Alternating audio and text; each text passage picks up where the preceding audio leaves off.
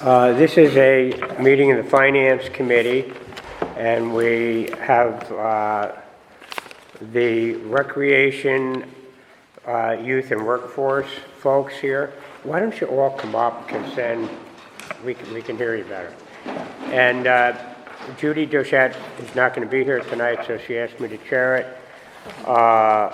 Members of the committee attending are myself, Michael O'Brien, and Ginny Farrell. Other council members present are Councilmember Olusu Wanani and Derek Johnson. And Tom Hoey. And what about me? Oh, I'm sorry. And Joyce Love. And if anybody else comes in, I'll make note of it on the record. So, I took the liberty of making an extra copy of your one handout that copied out such tiny print that I transcribed it into a Word document. Oh, okay. So, that I can read. And also present is Councilmember Kelly Kimbrough. And also present is our city auditor, Susan Rizzo. And also present is from our budget department, Nick, and I forget your last name. Please. So, I'll hand it over to Jonathan. Well, thank you, first of all, for the opportunity to present another budget. I brought some members of our team here. I'll let them introduce themselves, starting with you, Joe. Joe Johnson, program coordinator. Crystal Mallet, administrative assistant. Justin Atlas, Deputy Commissioner. Raphael Tucker, Deputy Commissioner. Nick Calica, Fiscal and Data Management Coordinator for the Department of Youth and Workforce Services. Casey Craig, Operations Manager for the Department of Recreation. So I brought them here just so you can see some of the people who are doing a lot of the work. And I'll walk through, we'll start with the Department of Recreation to begin with. I'll focus on the 4 areas of our highlights in this budget, the priorities in this budget, the goals of this budget, and then any concerns or challenges that we may see in the department. First, our overall mission is to keep Albany active and provide safe facilities for the residents of Albany to recreate. Our biggest highlight in this budget is we'll maintain our legacy programming and provisions and expand adult and senior programming options.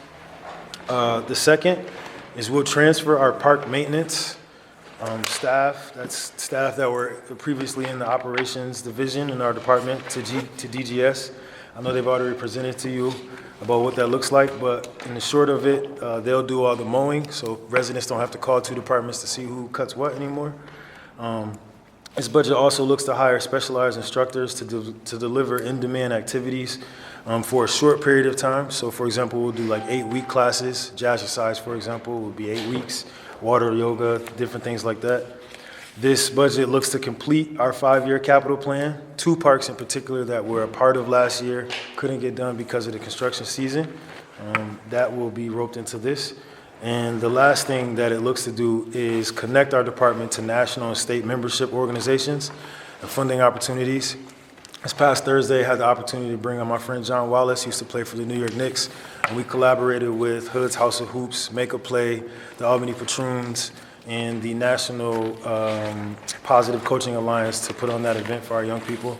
I had about 100 athletes at the Arbor Hill Community Center for about 90 minutes of recreation. That all came about because of that national partnership and membership that we have.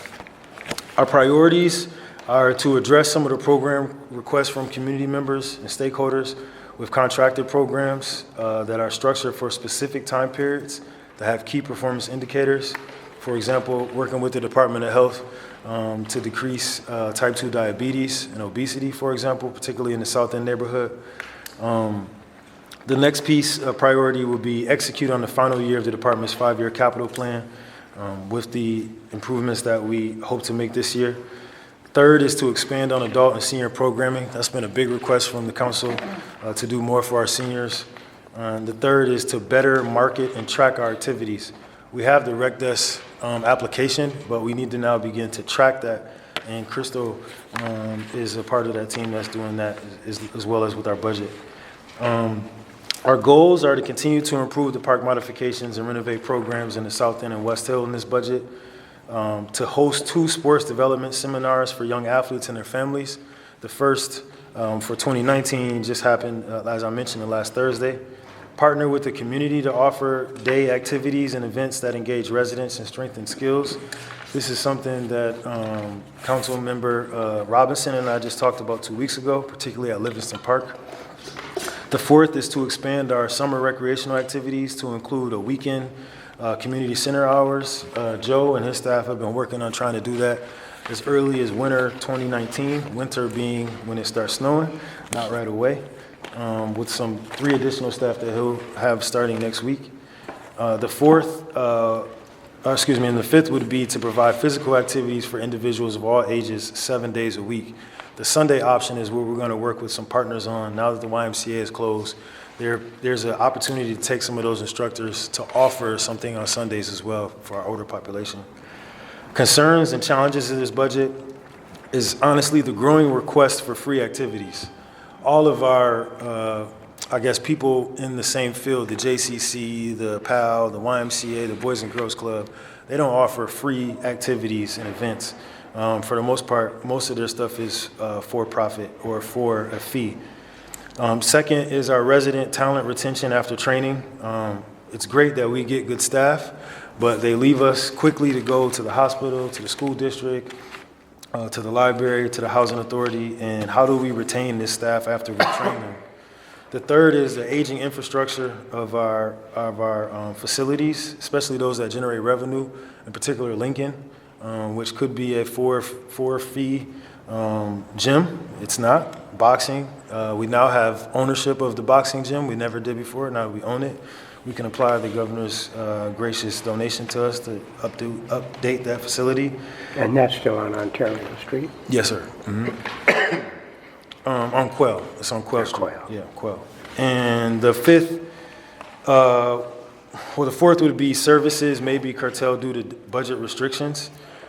If we have an incident where we have to take, for example, someone shot up the Washington Park backboards, that money, we had to take some money from other things and contracts that we could have put towards other services to put that back up. The first time, the second time, we didn't put up the same ones. The last one is sharing services with other departments and agencies continues to be a challenge. Particularly, the Albany County. There's an opportunity for us to share. We haven't got to that point yet. We want to continue to do that, but it is a challenge. It's not so much a concern, it's a challenge moving forward, as they have a lot of resources and opportunities to do that. With that, there are some documents that I believe you have on the goals. I'll go over. This one says Recreation's 2020 budget goals, and it talks about the 8 different pieces that we're looking for. Everyone should have that. It's this right here. Yeah, blue. I put it on bigger print. Oh, okay. No, that's the one you gave us, yeah. But just real quick, our goals, basically they go over the community centers, our aquatics and spray pads, our summer camps, which I'll dig into a little bit, our legacy initiatives, our senior 55+ programming, our field rentals and supervision. This budget actually provides site supervisors for the first time at each of our rental spaces, so it avoids lockouts and reduces overtime. Our sports facilities like Lincoln Park Fitness and Boxing Gym, and then as well as our affiliated memberships. I just talked to you about the Junior MBA, the membership that we have with them, including the National Recreation and Park Association, which luckily I happen to participate in this year, and some of our staff will participate in over the next 18 months. Our goal is to be a CAPRA accredited organization. That is the highest designation any recreation department can get. In New York State, there's only one. Westchester County is the only one. It's an 18-month process, and we'll begin to start to get there with this budget here. Moving towards the map. This map in particular, everyone should have got this. But this map in particular shows you all of the modifications we've made in the 5-year capital plan.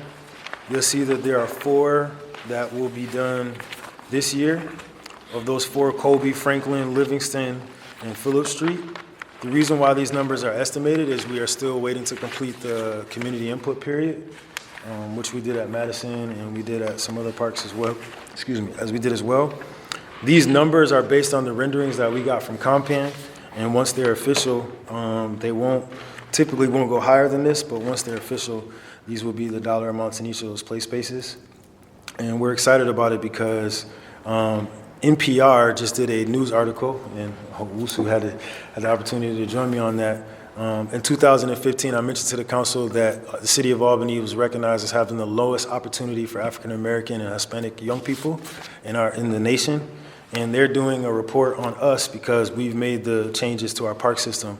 That they're highlighting us in their Do you know national when they're report. going to do that? Janet is coming back, I think 2 weeks from now. They met with us and did the shot of Madison, was it 2-3 weeks ago? 2 to 3 weeks ago, yeah. Yep. So, yeah, they're gonna do that. And CNN will also pick that up. That's a study out of Brandeis University, as well as Northeastern University out of Boston. Can you send it to me once it's done? Yeah. Do you have the original Yeah, report? I have the We can original. look at both of them. Sure, I'll resend that. And then the last map that I have here, we talked about this last year. It shows you where our young people, this map here, it shows you where our young people that participated in our day camps, where they live. And we thought this was important to see how some young people live close to Hoffman and live close to Livingston, but they went on the other side of town for camp. It's just to give you basically a bird's eye view of where our campers are coming from all across the city. There was a few wards that weren't represented, but almost every ward had participation in our camps. This is in our day camp, not in our sports camp. So this was in the morning from 8 to 12. So this is just the regular. Regular It's camp not- experience. Because Hoffman also has the sports camp. That's correct, yep. Okay. So our sports camps are in the afternoon from 1 to 5, and our day camps are from 8 to 12.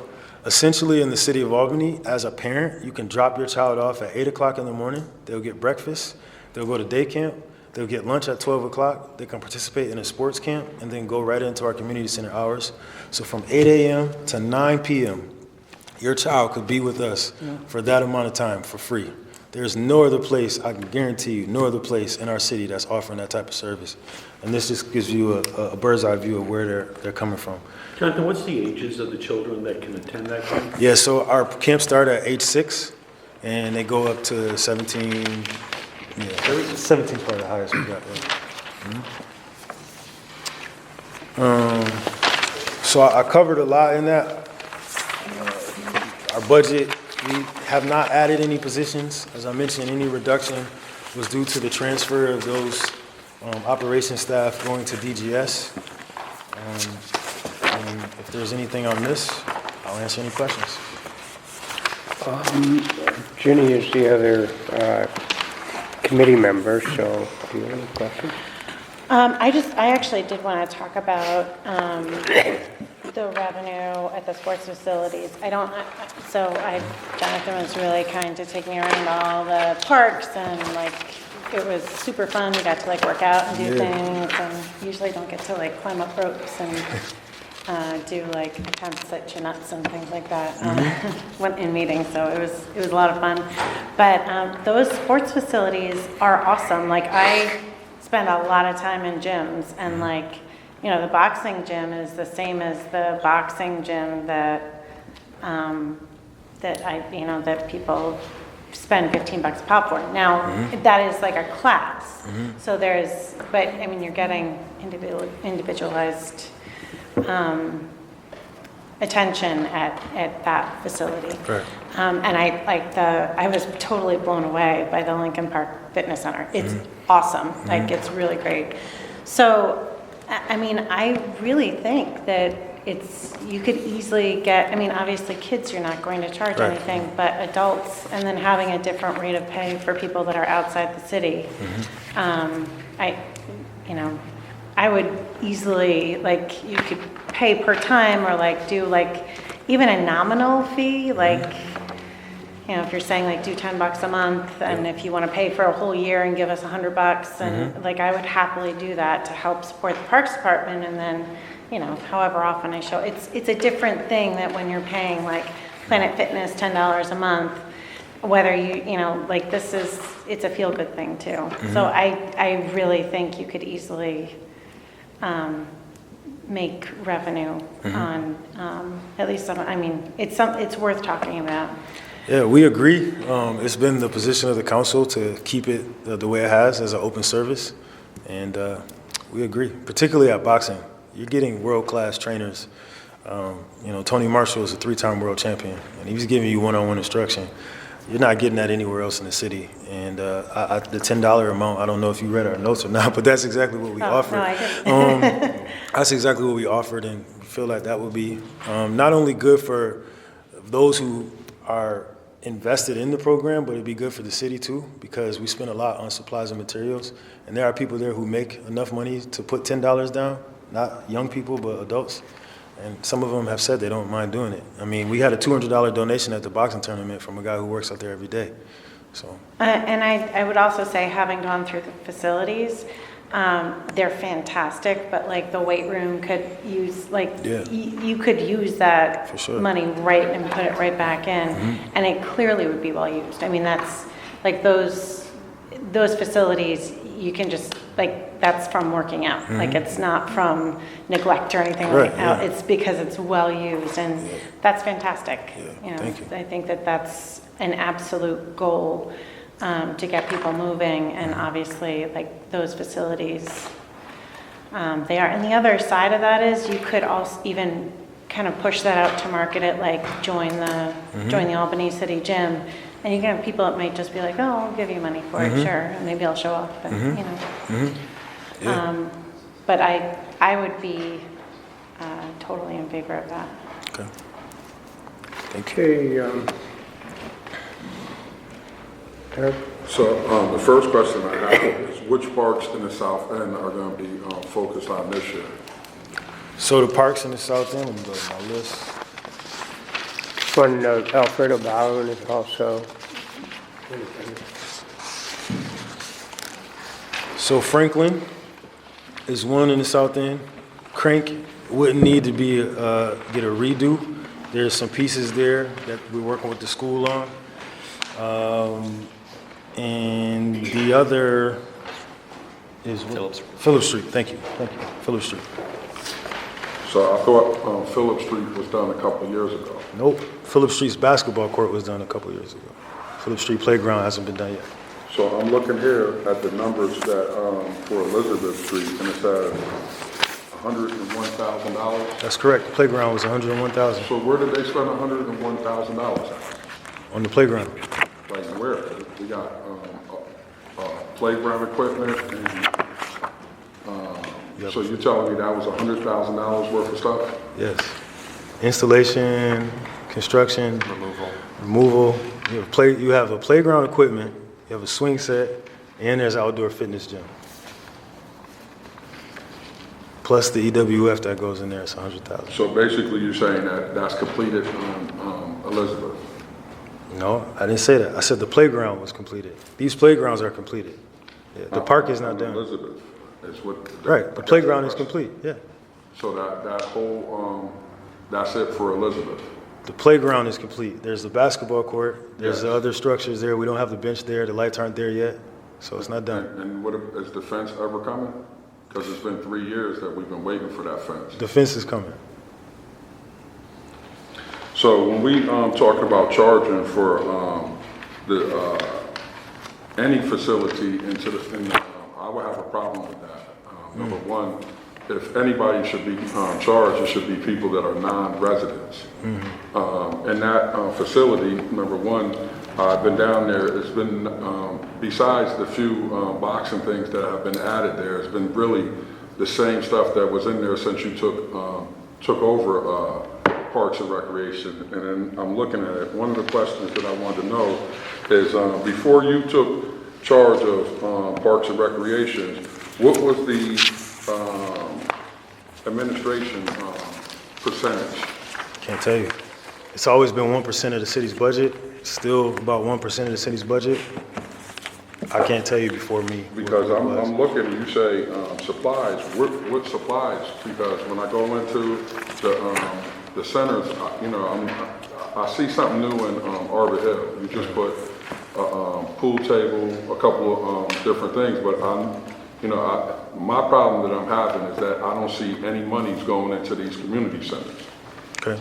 So you wanna touch on what you just did and? I mean, we actually purchased a couple of video game consoles, television for both Hoffman and Arbor Hill. Like I said, we put in a whole game room as far as pool table, foosball, basketball, ping pong, air hockey, in Arbor Hill.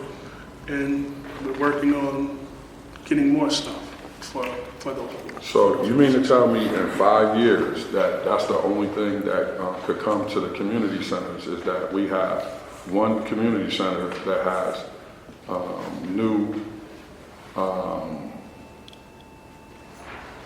new equipment in it? So no, I'm not going to tell you that because that's not accurate. What is accurate is every year we buy arts and crafts material. That's one, right? So scissors, your glue, your paper. Second, every time we run a program, we have to buy supplies and materials for that. So we don't have a marketing budget. That comes out of this as well. When we flyer for Halloween, that comes out of that as well. All the t-shirts that we offer when we offer an event, that comes out of that as well. Those are the supplies and materials. I can go on down the list. So we're here in Albany, New York, where we have a problem with young people. Today I'm looking at Facebook, and they're talking about how our kids are congregating on Central and Quad. One of the things that you hear me harping about Parks and Recreation is because Parks and Recreation should be picking up some of those kids. And when you don't, like when you walk into Hoffman Park and it's nothing in there, that kind of answers the question. And I know we had a public safety meeting and we talked about the fact that a garage is not a suitable place to have a recreation center. And I recall you saying that, you were going to make note, that was your takeaway that night. And here we are almost a year later and we're still dealing with the same building. Well, that meeting was not a year, and I don't have a magic wand to turn a garage into a community center. What I do have, though, are plans and partnerships to use the space we have to make it for someone and for the young people who use it. If you go there on Thursdays or Fridays or any day, our young people are still coming there. So it may not be a grandiose center in the middle of the city, but it's something that our kids love, and they love the people that are there, and they're using it. But real quick, back to your comment about you having an issue with paying. Our school district charged kids in Sheridan Prep $30 to go to basketball camp. I'm here to talk about the city. Fair enough. Well, I'm just giving you an example. Yeah. I mentioned The conversation JCC, the YMCA. The city, they've Fair always enough. been paying entities. Parks and Recreation has always been free to the citizens, to the community. And so, this conversation about paying, and I've worked for Parks and Recreation, and I've watched this transition where our kids, are staying away from these buildings. Oh. We got kids up on Northern Boulevard playing out in front of the library consistently. That's not what you would expect when you have a community center 2 blocks over. And I can recall you saying that kids said that they don't want to be in school, but we got kids breaking into our school to play in the gym. So, that's where... Opinions. No, that's not an opinion, that's facts. Them breaking in that's your fact, but your opinion that they don't want to go breaking in. there, your They're opinion that they breaking don't want to go there, You said that to me. yeah, I'm not. I think some other people would have some questions. Yeah, I will say, can you talk a little bit more about summer youth program? One of the things as a councilman that I appreciate the work that's taking place with the summer youth program, the amount of kids that are participating. I was reading a study that kids that participate in the summer youth program, they do very well compared to kids who are not traditionally in the summer youth program. Right. So I just, if you could talk a little bit about it, about the summer youth program and also funding Yeah. if it's adequate enough. Yeah, so UAlbany did a report this past year that said that kids who participate in our summer youth employment program graduate at a 66% higher rate than those who don't participate, no matter what educational attainment level they're at or socioeconomic income. Our program in this budget did not have an increase. We know that Did not have an increase? did not have an increase in the overall summer help line. And I'm glad you talked about recreation now. Even though it's ran by the Youth and Workforce Department, it's in the recreation budget. It's a city budget line, and it didn't have an increase. However, there's 3 options we can look at for this year. We estimate that if the same number of kids who finished, that's 1,002 students, if they were to complete the 5-week experience again in 2020, it would cost an extra $62,892 to serve them, right? We can increase the full program amount, or we could do an ENA once we find out the TANF funds, because TANF reimburses the city for their investment. TANF, we never know what the overall amount is going to be every year because it's a county pass-through, so the county may say, hey, I want to run a program this year, so it's always a conversation with them. And then the third thing, which I'm not in favor of, and I know we're not going to do in this city at least, is set a lottery system to meet the budgeted amount. So we're going to work with our creative partners. We did run a grant for $10,000 from the U.S. Conference of Mayors to expand our program during the academic year. We'll continue to do that, but I will say I'm frustrated to not see an increase as relates going towards summer youth program. We see majority of the violence that happen in our city is typically during those summer months, and it would be great to make sure that we could increase more participants and try to have more funding goes towards the summer youth program. So I just want to make sure that we have that on record, advocating for more funding to go towards the summer youth program. I also want to ask a question regarding morale within Parks and Recreation. I'm hearing that there's been quite a few turnovers. Is it because of, in your opinion, do you think it's because of the salaries that's making the turnover, or what has it added to the turnover within the Parks and Recreation Department? So I mentioned this earlier, and one of our concerns is, I say salaries is one thing, but there's a lot of job opportunities here. For example, our recreation assistant left, and now he manages an enterprise. We can't compete with that. That's just a job opportunity that he should take. The other thing is with the school district, when you take a civil service exam in our city, you're able to take a job at the library, the school district, or the city. And so it presents options for our people. It's a good thing. But the staff you see here, we're fully staffed now. We're excited about moving forward. And I appreciate the diversity too within the department. There's been certain departments that have come in that's been all white men. I think that's going to be another discussion moving forward, but I do appreciate the diversity that exists within your department. Question, Richfield Park. There used to be summer camps there. Yeah. Is there a way we could bring that back, or is there a reason why it's not no longer there? Yeah, I would love to. So the summer camp that was there was through 4-H, through Cornell Cooperative. They no longer run that program anymore. They were a huge summer youth employment site for us as well. And hopefully that's something we can address. I don't think it'll be as large as what 4-H had it, but it'll be something there. And this is more of a Judy question. Whenever there's bonds that we took out previous years that haven't been spent, it was brought to my attention that there was a bond of $150,000 that was taken out more so for equipment, and also there's $100,000 that's also outstanding bond that has not been used yet. Can you speak a little bit about that? So the equipment, we haven't used the infrastructure. Yeah, well, the infrastructure bond is being scheduled for and planned out for improvements on both Hoffman as well as attributing to the Quail Street Boxing Gym that we just recently obtained ownership of. So those are in the works, and we're waiting on an account with our partners within the city to be able to help set up those accounts so that we can get the funds in place and then also be reimbursed for additional funds coming from the governor's office, as Commissioner Jones has mentioned. The equipment line we're also attributing to some of the upcoming playground projects that we have coming in 2020. So we do have plans that are in motion to be able to utilize all of those funds. Yeah, if you see on the map, so if you look Franklin, for example, on that map, I'm in the wrong book. They didn't get done last year because of the rain. We only did 2 parks. We did Madison and Elizabeth Playground last year. And, they'll be rolled into the 2020 for this year. And then just last one, it's more so Richfield Park. Richfield Park has seen its better days, and I appreciate some of the softball leagues, tournaments that take place on Richfield Park. If there's a way that we could look at some fences or some improvements to Richfield Park, that would be greatly appreciated. So I just wanted to bring it to your attention, Richfield Park. There are some trees that have been cut, but some of the stumps are still blocking the way. People are tripping over it. The fence, probably it's just outdated fence in Richfield Park.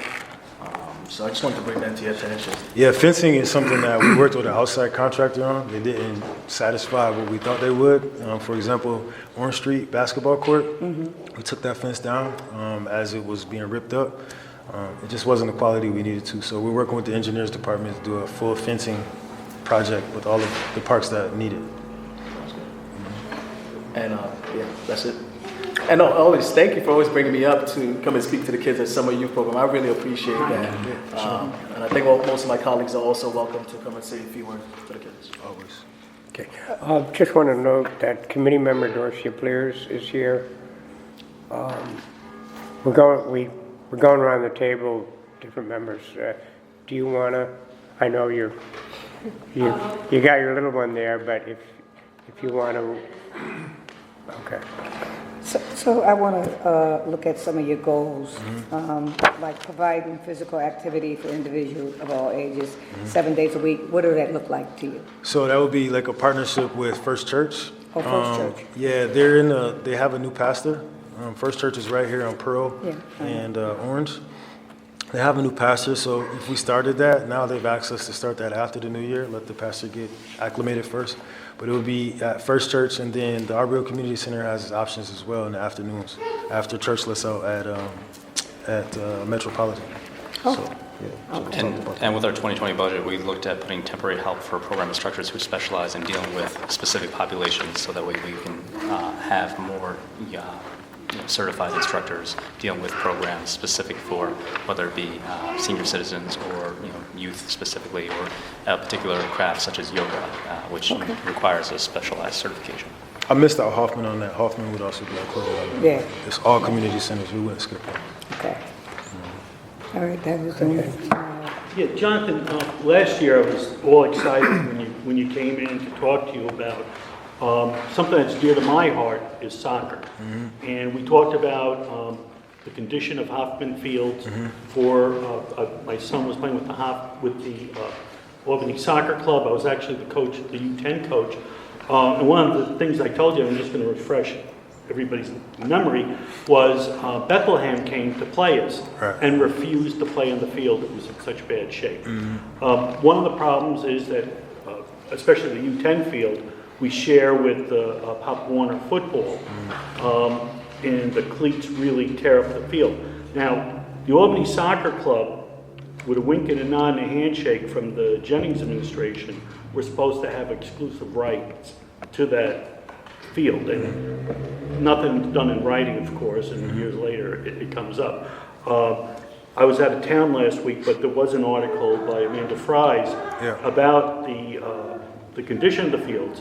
And but let me take a step back. When the mayor released her budget, one of the things that caught my eyes, and I was smiling and happy, was there was an item in there about improving the soccer fields in the city of Albany. Every other town around here, and you probably know this, has decent, Guilderland, Colony. I mean, you go all over. You can go up to Fort Anne. They have decent soccer fields. Soccer is an up-and-coming sport in this country. I know basketball and baseball and football like the old time, but there's more and more kids getting involved in soccer, and we need to do something. For a city this size, not to have decent facilities where, can you imagine if we could do tournaments, and these other, like Fort Anne has this big tournament, the hotels get filled, it's a big thing, people from all different communities come in. Albany should be the center of this, and it'd be a great revenue generator for the city, for businesses in our city. So can you talk about what your plans are? So I'm going to talk specifically about the Albany Soccer Club specifically. The Torino field, there's an agreement with the city that extends to 2026 that gives them exclusive rights on that field. So any maintenance and any improvements would have to be done by them with approval by the city. However, we've been talking for, I don't know how long it's been now, but for a few months, more than a few months, about other spaces that we could use. So Bleecker Stadium is an option, Beverwick is an option, but Beverwick would also need to be improved. And we met recently about how we can support them in their applications and in their grant funding to try to get Beverwick as a mainstay. I agree with you that soccer is increasing. I agree with you that it would generate a lot of revenue. However, because of that agreement, there's not much our city department can do to increase that improvement. But we're working with them and I know President support. Coriolis grew up on those fields. Yeah. He even told me he would not allow his children Yeah. to play on those fields because it is an old town. Yeah. There is still the pipes with the off-gassing going. Oh, yeah, yeah. And I know there's problems with bricks and metal coming up from the ground.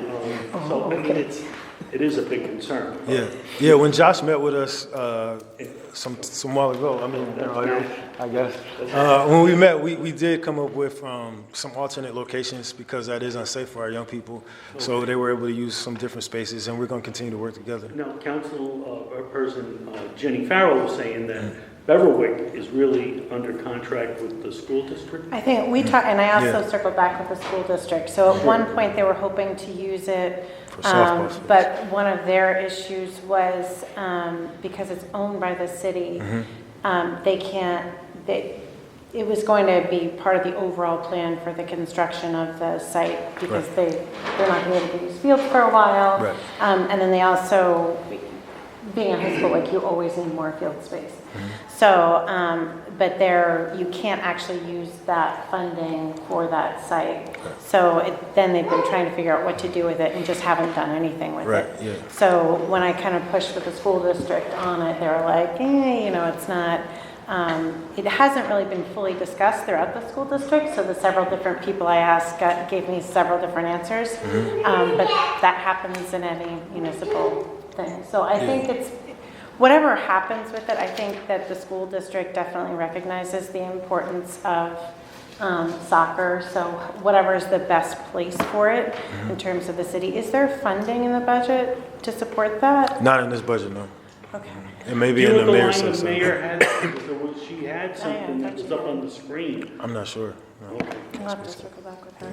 And then I also talked to the school district because there's fields. So when I was on the school board, we sold Livingston. But that company did not want those fields in front of Livingston.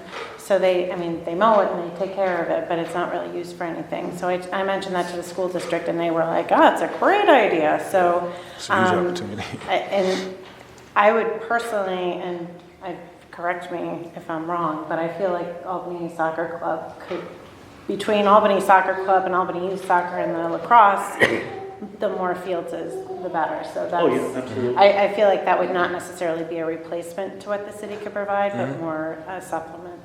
So Jenny, when the school district sold Livingston Middle School, they sold those fields to the, No. it's all their fields. It was supposed to be part of the package, but then it was something like a last minute thing. Like it actually was like, we don't want this. Like they just didn't want, I think in my memory, it was like 4 acres, but it's like, somebody else looked at it and said it was like 2.5, but it's a lot. Like it's a lot of acreage. We better grab it before they put the apartment house. It's a lot, yeah. Before, so they just didn't want Luxury to, apartments. they didn't want the upkeep for Right. it, really. Like, it was something where they're like, that's not anything we're going to use, and they didn't want the upkeep for it. So, as a former school board member, could you facilitate with Jonathan to do? yeah, definitely. I've been delightfully pushing on it and saying, wouldn't it be great to have something happen there? Yeah. So you guys are mowing it for a reason. Something happened at Bleecker or? People are using it too, Jenny. They play soccer there a lot of times during the week. Well, I mean, Livingston. that's just people, like, Community people use it. Yeah. well, I'm sure community people could continue to use it, but if Albany Soccer Club, I mean, right now it's not, like, Albany Soccer Club has kids from all over the city and they need field space. So this is an opportunity for them to have field space. So it doesn't mean that community people can't use that. It just means that they would, one, be nicer fields, they would be capped for soccer, and that at certain points of the day, there would be soccer teams on them. But that's the same way it is with any field space, so. Yeah, right now Hoffman, the community can come in and use it, and that's allowed. So it's- Okay, we have two other council members, Alfredo and Kelly Kimbrough. Do you? No, I don't have a question. Okay, Alfredo? I just want to, I see that you're looking to spend 406,000 on parks. I know we've got 150 left over for bonds from previous years and 250 going forward. Is that enough, do you think, to complete all these, or? Is that 400?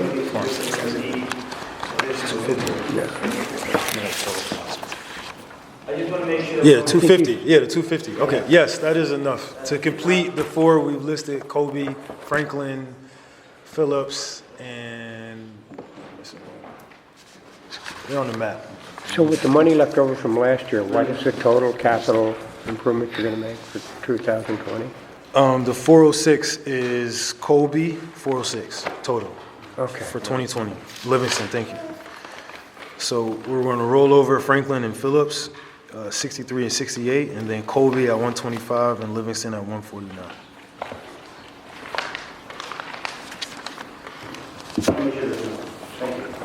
Sorry. This, so what parks are on the schedule from 2020 to 2021? From 2020 to 2021? Yeah, or just from 2019? This is all 2020. Okay, so this is all the 2020? Yep. And so the parks left that we haven't done, that's your question? The ones that we haven't done in the city? Because I thought I saw Richfield Park on the list. Yeah, Richfield is on there.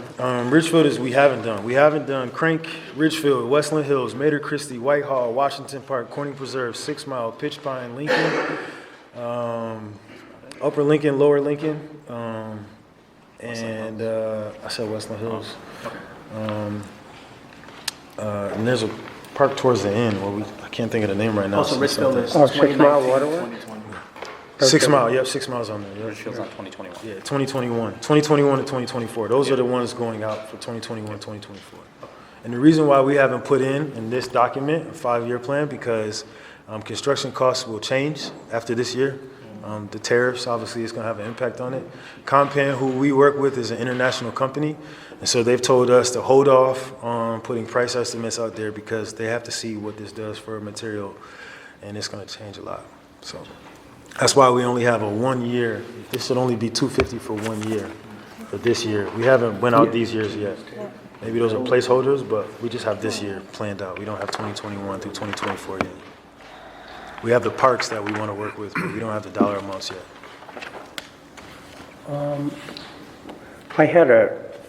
I've got a couple of questions. Senior services, the only budget line uniquely in the city is roughly $26,000 for senior services, and you guys don't get a penny of it. It all goes to Senior Services of Albany, Inc., which did submit, and I think I forwarded them to you, their billings with justification for what they did in 2000. Yes, you did. First half of 2019. But that seems like, and yet when we had our meeting, when Joyce and myself and Judy had our meeting with you, you detailed a lot of things that you do for seniors, but it's not reflected in your budget. No, it comes out of our program line. So it's in general, our programs serve adults, young people, and seniors. So, I mean, I guess what I would ask for, because, and also you didn't get any expansion other than your 1% salary increases, right? I don't think you got any salary increase greater than 1%. That's ridiculous. So, I don't know. I'm sorry, I'm serious. That's just ridiculous. Like, I feel like this department, the amount of work that they do to make sure that our kids have a safe environment year in and year out, not to get just to get a flat 1% increase is just, it's ridiculous. It is ridiculous. And, you know, people talk about show me your budget, it shows where your morals are, and just what your priorities are, and to not to increase the funding for this department with the amount of work that they're doing for our city. It's atrocious. It's unconscionable. I'm frustrated, and I'm really frustrated to hear that. And thank you so much for bringing it up, because this department, they do a wonderful job, and we have to compensate people for the work that they do. Just to give out a flat 1% increase, while other departments are getting 5% increases for work that I don't know what they're doing, but this is directly towards our kids. This is work, the work that this department is doing is helping shape the future for our city. And it's just frustrating. So to build on what Owusu said, I would assume things like improvements to soccer fields are not contingent on the trade wars going on. That's basically moving and grading earth. So, I mean, I would think that maybe the council should ask for some of the, I mean, like we're planning on spending money on a bridge to the Hudson River. A lot of money on it. I don't know. My feeling is the money could be better spent in real parks instead of what they're going to call a bridge park. And certainly soccer fields and new positions for you guys to really service the seniors that you're expected to service, even though you don't have a line item for it.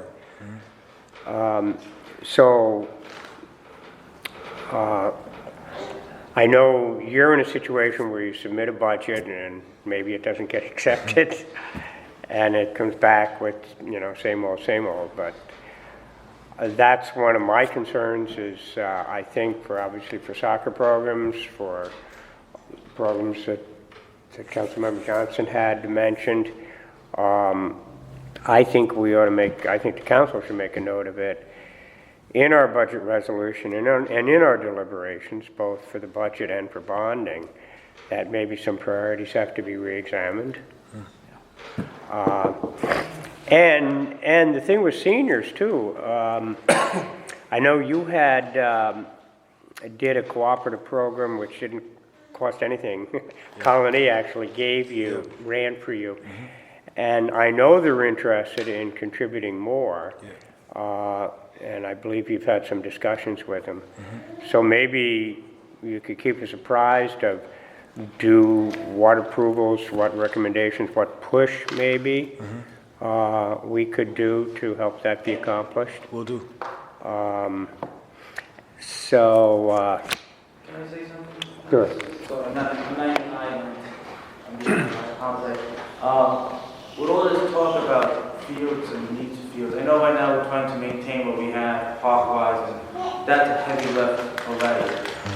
But if we do want to look to grow, one recommendation is maybe taking some of these empty lots that we have, that are side by side, and create some type of a field park that, can be used by, recreational clubs, but also by residents when it's not being used by recreational clubs. In the future, I know that's expanding your burden, but it also may have some opportunities to increase your services as well as maybe some revenue. Yeah, I mean, right now, I could tell you, we're looking at a spot on Broadway. It's right in the heart of we call it the alcohol district. That's why I didn't mention it to the soccer club, because I don't feel like our young people should be getting a drink at Stout, but that's just me. But there is an empty land space there that the city owns that could be developed for, a club league, right? And if each bar had a team, that can generate a lot of revenue.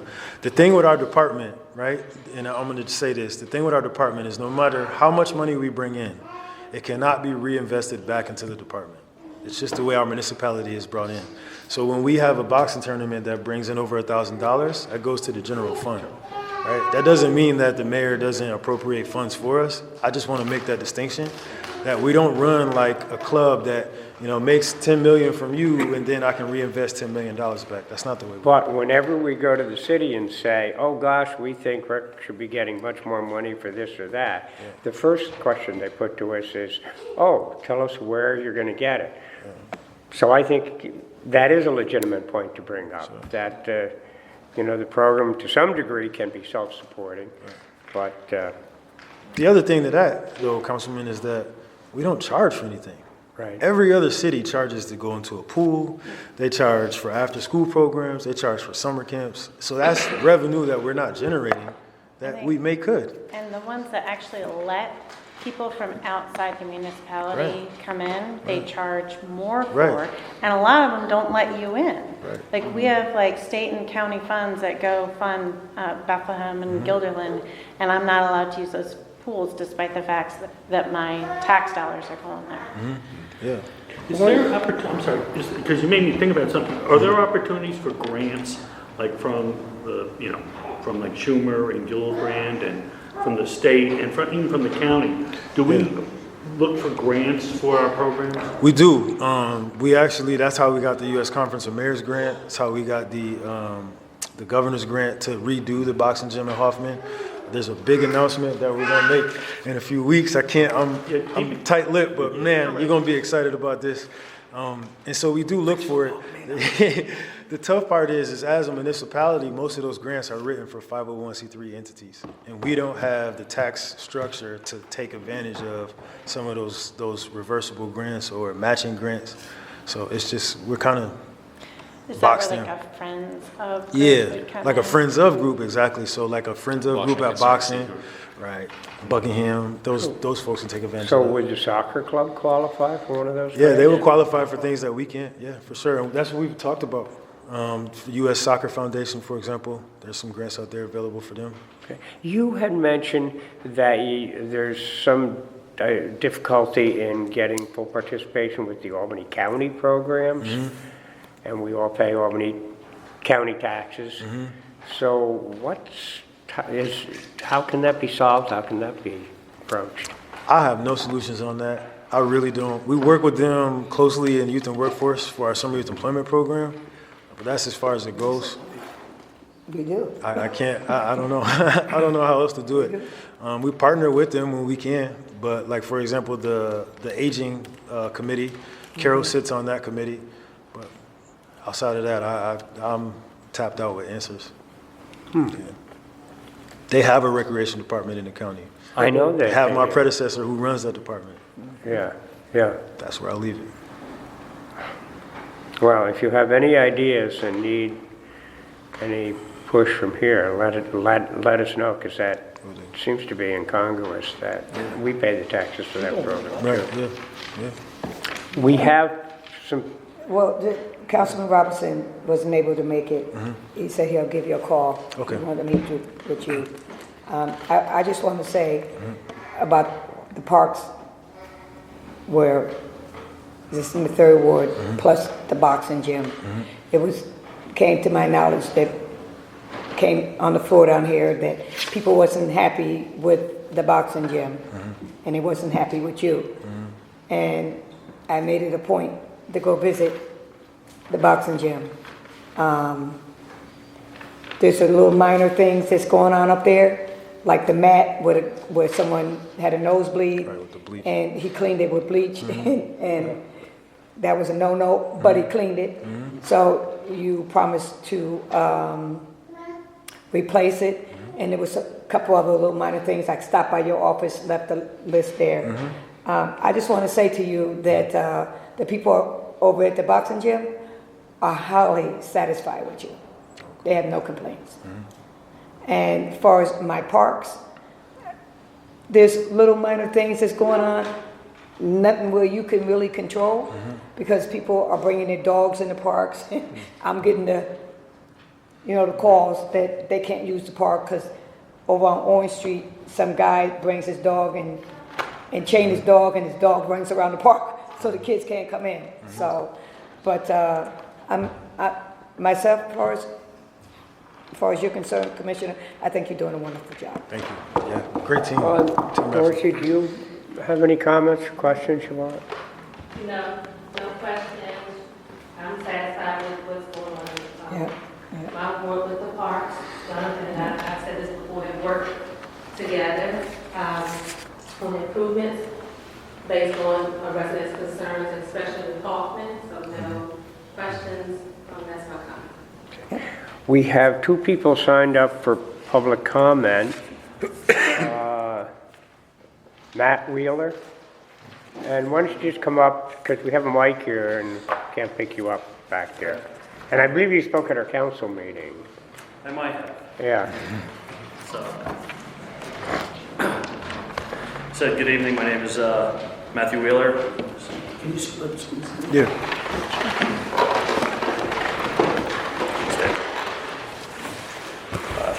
I'm vice president, coach, and a parent of players at Albany Soccer Club. We're a volunteer-run or nonprofit organization that promotes soccer in our community. As many of you know, we've been seeking improvements to our current field situation. The fields as they now are unusable for much of the time, and at times they can be even dangerous as metal and other debris works its way up from the former landfill. Commissioner Jones and the Parks Department has been very helpful in working with us on a solution to this problem. But I wanted to speak to the work of our club. And it sounds like we have some fans here already, but I wanted to say that we work hard to make sure that higher level competitive soccer is available to all athletes. Because we are staffed by a passionate group of volunteer coaches and supporters, we're able to keep our costs to a minimum. We also have a very large scholarship fund to make sure that all athletes who want to play are able to. We have about 1/3 of our club roll is on scholarship of one form or another. This means is that we have a very diverse group of players who work together for Albany Blue. Many of those players also play for the school teams at all levels, including the team that won Saturday night. You all saw the article in the Times-Union about that, right? No, I didn't. No, No, geez, I wow, shocking. missed. One sentence in the article about There- Shenandoah. Yeah, I was gonna say, there's a big one about Shen. Yeah, one sentence. Anyway. And this diversity helps all of our players as they move together into high school and as a peer group. And then also later in life when they learn to work together with people from different backgrounds towards a common goal and as a team.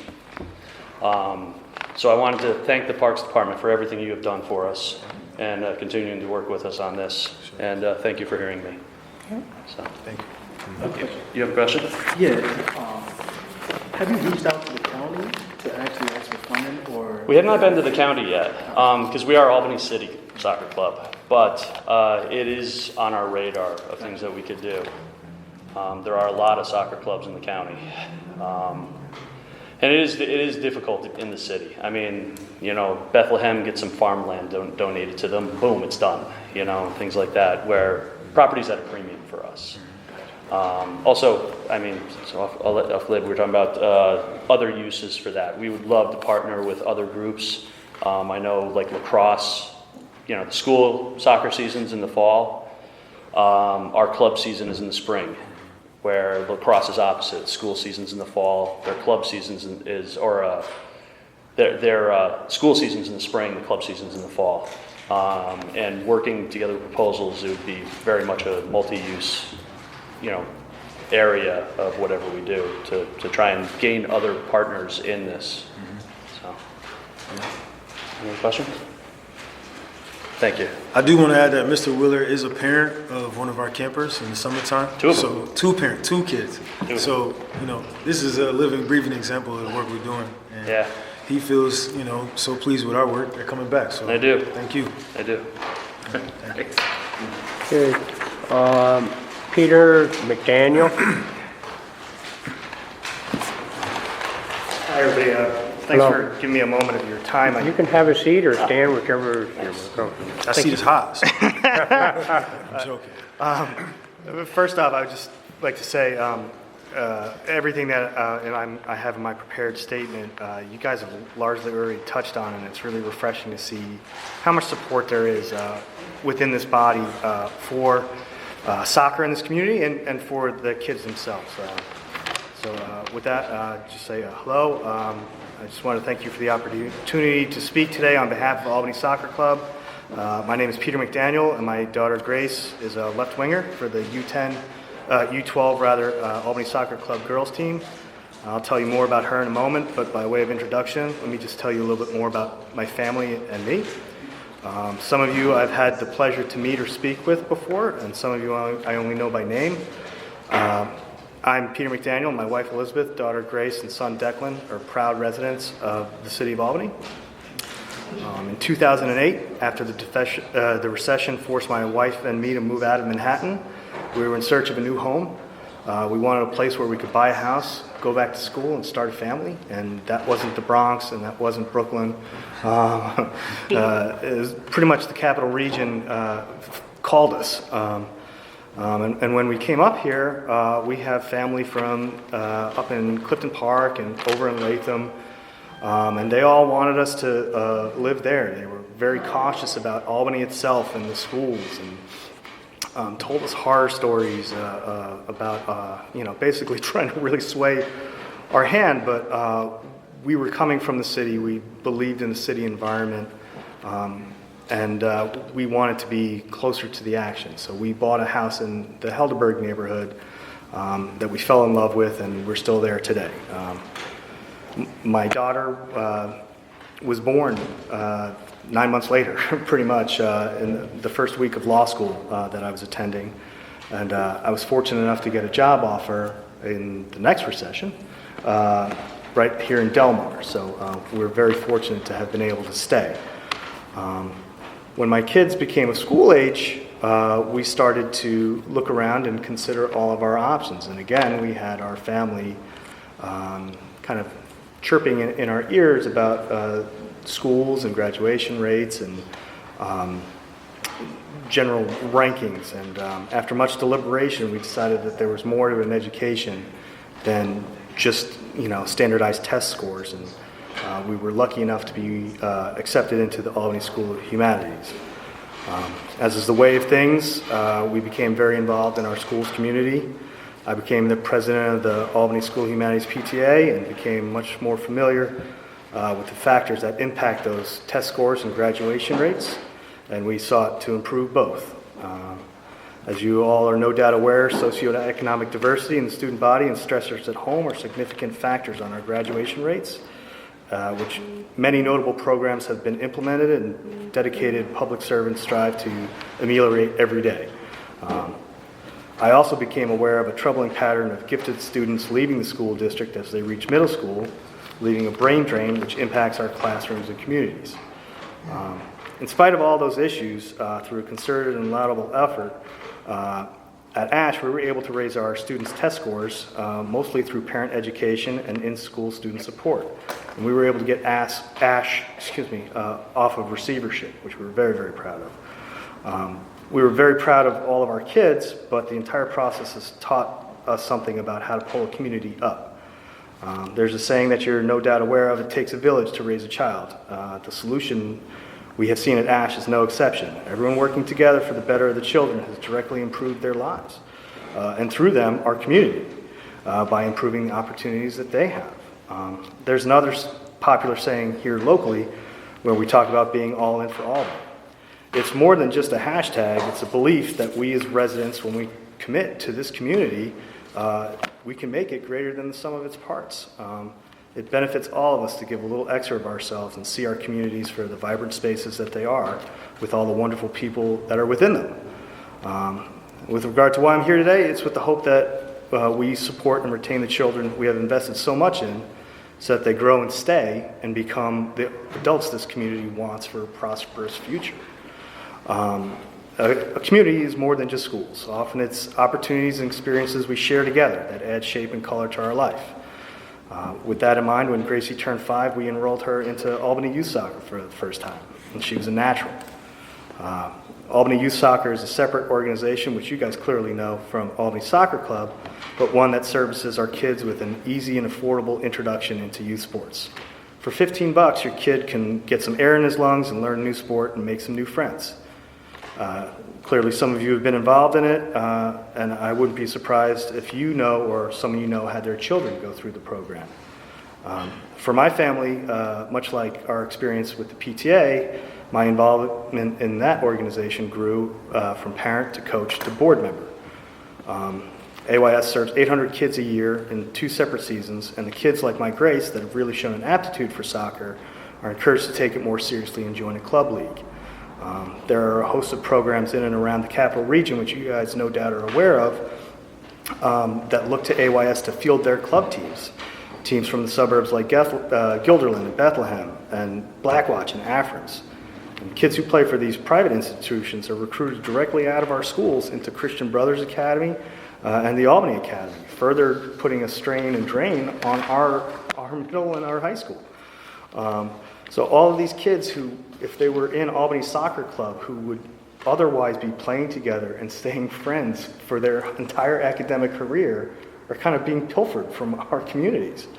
And that's why I'm here to speak to you today. As a PTA member, as a youth soccer board member, and just as a dad who is all in for Albany. I am aware that Her Honor made quality of life improvements and park revitalization part of her budget. And I'm aware that this administration and this body is aware that there are several parks which are in significant need of repair, all of which I support. But, you know, right now, Albany Soccer Club provides this body with a unique opportunity to improve the quality of life for a large group of residents, encourage community, and build bonds that between the residents that'll hold these families and this community together for years. I know you've been provided with data about the current state of Hoffman Park, and I won't belabor the issue or waste any of your time. I'd just like to point out that Albany Soccer Club is comprised of families from every ward in the city, and that the cost for Albany Soccer Club is significantly lower than any of these private clubs or any of these suburban clubs. Any kid who wants to play can play. We've raised enough money that any kid, if they want to show up, they can, and the other parents will take them if they don't have a car. So with that in regard, because that's what this community is all really about, and that's the Albany that I'm all in for. So please help make Albany even better than it is today. Thanks. Thank you. Thank you. I just had a follow-up question for Jonathan. You mentioned that there was a program that might have to go to a lottery system, which right now is taking all the kids.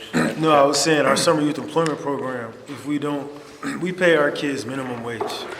Minimum wage is set to go up to $11.80 in 2020 and $12.50 by 2021. If we continue at that rate, if we don't increase or find other funding, maybe not even increase but find other funding, we'll have to go to a lottery system because we'll go over budget. How much more funding do you think you need to service the same number of kids? The estimates that we did, if every kid who was in our program completed our 5 weeks, there was a $62,000 increase needed. And that'll be in 2020? 2020, yeah. But again, I want to be very fair with the budget department on this. We've worked back and forth with this, and if we don't have all of our kids continue through, there will be a difference in cost, right? So when we budget, when we do our signups, we do our signups in March. Our kids don't complete until August. They may find a job at Stewart's and other places. So if we start out with 1,221, we don't end with 1,221.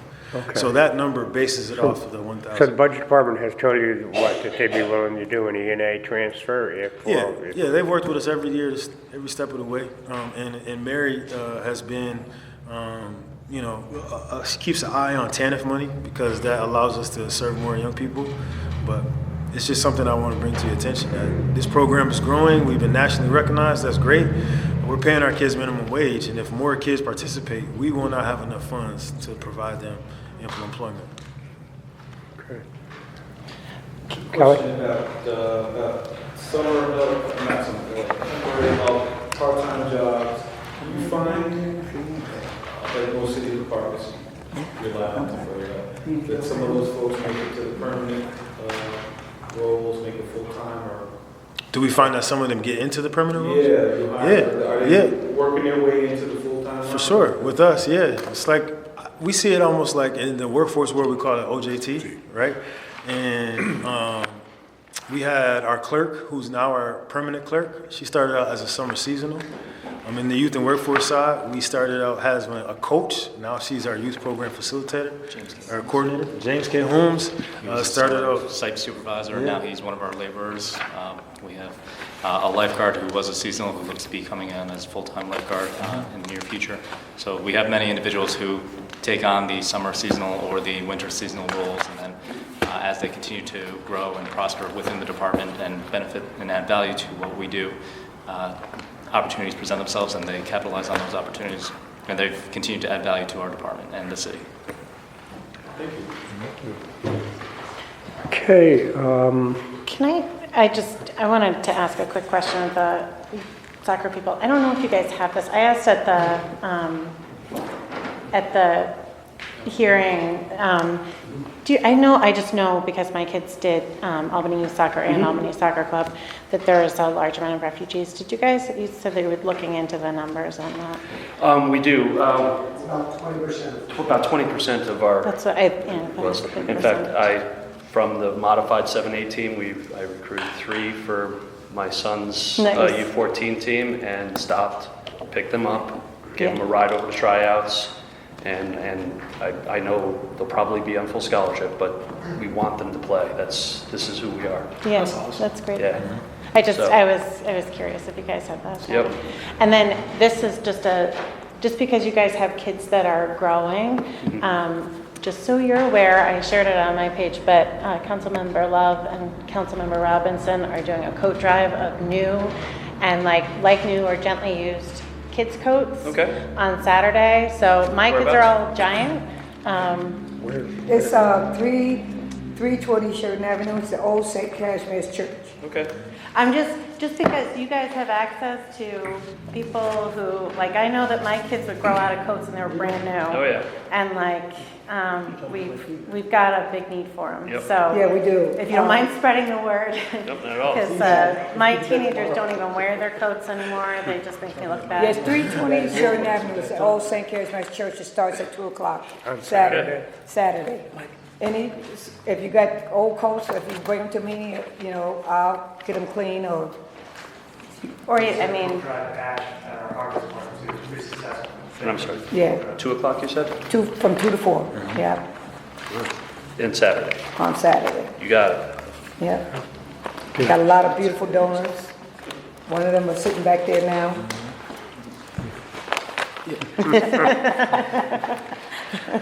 so thank you for coming. Do I hear a motion for So just adjournment? real quick, I just want to say this, because we only touched on recreation. There's another department that I'm so fortunate to manage. I'll just walk you through. Okay. It'll take 5 minutes. I know you're ready to go, but I want to do my due diligence. If I got 2 departments, I want to talk about all of them, right? like, what, you got more? Yeah, I mean, I'm blessed, right? You got 2 shoulders, 2 departments, it's great.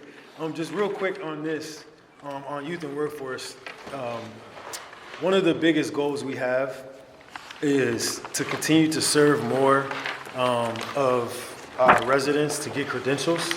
This map right here shows you all of the people we've given ITAs, individual training accounts. So that could be for tuition to go back to school. That could be for boots to get on a job. It shows you a map of where they're coming from. I think that's important when we talk about the need we have. Some of them come from out of Albany. Yeah, so fortunately with those federal funds, we can serve Albany County. Oh. Right, but our focus is on the city of Albany, but we have to, if they come in from Albany County, we serve them. The biggest priority we have is to be the first contact for business and job seekers. And then I know many of you saw that we won the federal grant from the U.S. Department of Labor in collaboration with Baltimore, Boston, Southeast Arkansas, and Louisville. That's over 3 years to work with our new and returning citizens who are coming home from prison. We had the Second Chance Job Fair with them, and that's been a huge success, and the governor has also supported that. The concern that I wanted to address, because I think there's a lot of things we can highlight and be here all day about this department in particular, but there's 4 things that concern us. Number 1, I mentioned we're losing staff to the housing department, to the housing authority and the school district and hospitals and tech firms. We just lost one of our clerks to a tech firm. She went and got paid for training. Yeah, we paid for her training. She was eligible, right? And now she's working at a tech firm. The thing that we're struggling with is we have staff that are helping people get jobs, and then they have to work a second job. That's tough to do. And so what our salaries compared to our other partners in the WIB, who are Schenectady County and Rensselaer County, when you talk about priorities and looking at, that's something to look at. Can you give us that comparison? Sure. Yes, sure. Yep. And the mayor's talked about, she's asked for that too, so I will do that. The second piece is... Send it to Michelle. Okay. Yep. The second piece is our building, 175 Central, is also connected to a methadone clinic. So our All right, you share that same building. Yeah. Our customer, clientele has changed quite a bit. We're not worried about the safety of our staff because we do have security guards, and with the deputy commissioner that big, I don't think nobody's gonna touch him. But the other thing I think was important for you to know is that we trained our staff in Narcan. Because someone could be coming to get services and have an incident like that. Yeah. We've given out a lot of that Narcan. So that's an area of concern The very there. same day we took the training. Yeah. Wow. The last thing is with these federal funds, we run different than the city's budget. Our budget year is July to June. And so if you were looking at like a composition, a comparison between the two, they would never match. But we are required by law to spend 80% of those funds. So as we've gotten more money because we've served more people, we have to spend that 80%. And we can't spend it on workshops. We either have to spend it on salaries or ITAs. ITAs, you have to be eligible for ITAs. So that's more of the discussion, and I'll send that document. So Training you're, account, that's for job seekers who need training to get employed, or someone who's working need to skill up to get a better job. so your federal funds could be applied to raising salaries in youth and workforce services?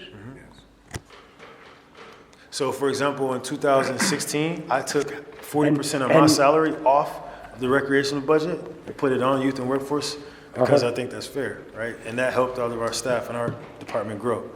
So I'm split between the two departments intentionally. So like roughly, how much money would that amount to? I'm not sure. I'll get with Mary and give you the details. We didn't come with the details prepared. We just wanted to work off with the budget we have. Send that to Michelle and she'll send it to us. Okay. Quick question. Any of your staff union? In youth and workforce, no. That is, so I'll say this, that is something that the staff is looking at as an option. I don't think we need to go there. I look at that as the last resort option, but I think for compensation's sake, some of them are looking to make that move. I don't blame them. With these starvation wages. I'm looking at your case management. Yep. Yes. What level of education is required? Bachelor's degree, 105. or they can also qualify if they have a high school diploma, but 6 years of work experience in that field. I see some of these salaries, but they're not unionized. I know we get the limitation that unionized can't go outside of the contract, but I get a little frustrated when I see people making $34,000 and they're not unionized, but we can't help them make a little bit more. Even though we can't help them when they're unionized because of the contract, but then we can't help them when they're not unionized because of the budget. But I think we need to really look at that. I mean, 34,000, 36,000 is very difficult to live on, especially when we're looking at, the expense to live in the city, because these have to be city residents. So you have to be a city resident, and you have to be able to afford the rent in the city, making $34,000. And I guess I'm talking to the budget. Got one more? What can we do? When we get this, we get it. So does it have to be something that you request, to the budget department, when you're making your budget? And, then we have to have that conversation when it comes, how we can fund it. I mean, we still have a responsibility here to find out how to fund it. Yeah. Well, this is non-city money.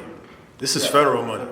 So this has no implications on the city budget at all, other than the paper it's printed on. After this, I will work with the budget department. I mean, we already have that working relationship set up after this. We needed to get to this point, but the budget department and I will sit down and we'll look at those numbers and figures, and we have to meet that 80%. And we did get a sizable increase because outside of Erie County in New York City, there is no other place in New York State that serves more residents than we do. Nobody.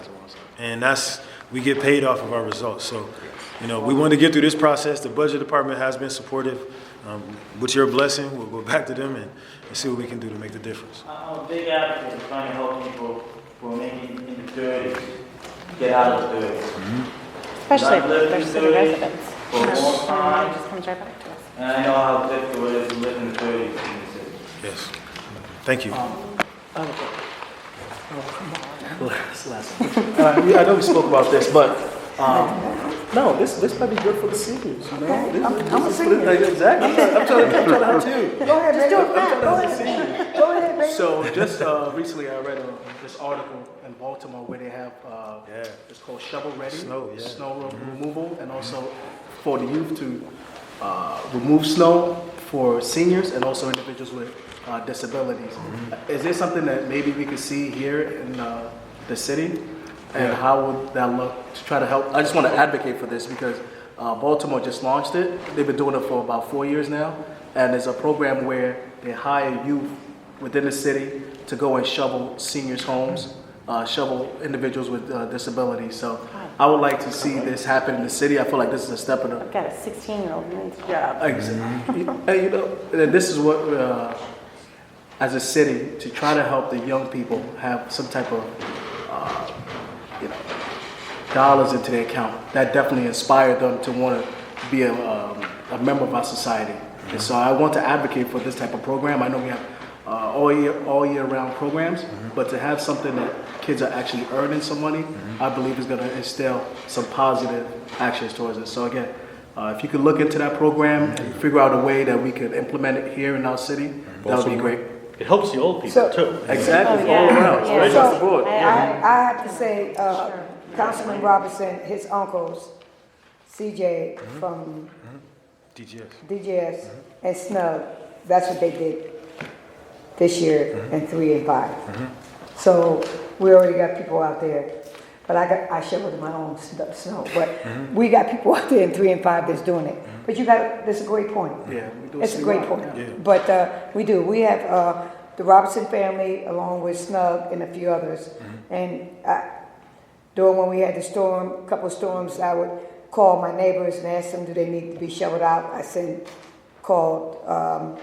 went on Facebook or called Jamel or CJ, and they were serviced. Yeah, I was fortunate to go to Baltimore. I think I spoke to you about it. To go to Baltimore to see Solo Gibbs.